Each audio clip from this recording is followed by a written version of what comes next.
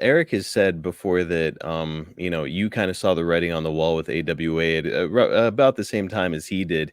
How easy or difficult was it for you to get another gig with WCW?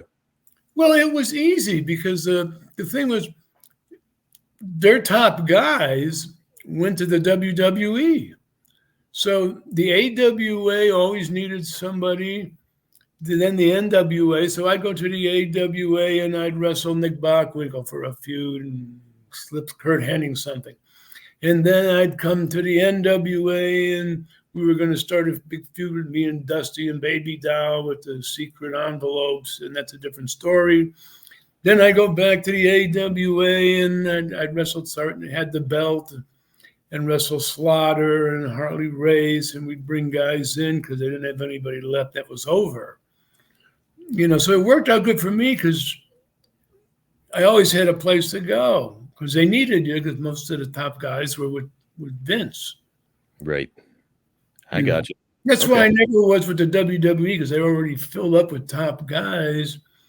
And I didn't want to go there and have them all beat me. And, well, I still had top billing in the other territories in Japan and on cable, too, because we were on ESPN with the AWA and then TBS with WCW and that. Your time with the WWF, and it would have been the late 70s. Like good experience, bad experience. How did you feel about it? It was a learning experience because I was new. I started like in 1973, straight out of college, and Bruno took me under his wing, and I learned. I started off. They teamed me up with Tony Gurria, who had a little experience, and it kind of came to me naturally. But because Bruno trained me and got me in, I didn't realize the power of politics I had. Because everybody wanted Bruno to like him, so Bruno would put a good word in for him so they could have a job. Gotcha. So when I got to towns and matches and places, guys like Chief J. Strongbow or, God, some of these names I can't remember, but, Arnold Skolins or Fanini's or other top guys would take me aside and they would tell me things and teach me things.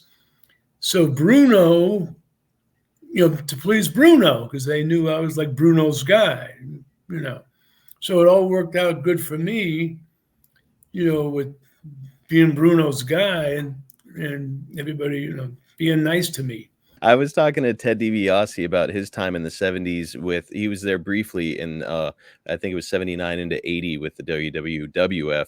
And I had heard that around the same time, Roddy Piper he got brought in and was just horribly ribbed. And on his first night, I think they stuffed his bagpipes with toilet paper so they wouldn't play whenever he went out there. And and I believe it was Freddie Blassie did it. And he got like fired on the spot because he went out and he was like, oh yeah, I can play the bagpipes. It's part of my gimmick. He goes out there in Madison Square Garden, tries to play his bagpipes and they won't play.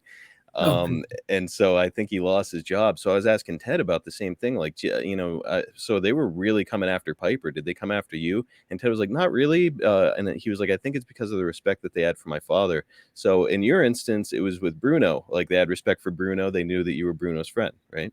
Yeah. And you really didn't see guys that much. I mean, because, like me and Gurria would travel together, me and someone else. And I start flying planes and take one guy with me or two. But you'd get to the dressing room, and again, we had separate dressing rooms, so a lot of guys you didn't even see. And then we got in our car and drove home. So you see the guys at night, but you really didn't get to hang out with a lot of guys. Different now, but in the old days it was different. So, I didn't really have any weird experiences with anybody. I got along with everybody. And everyone was nice to me because I had a political connection. It's a good situation for you.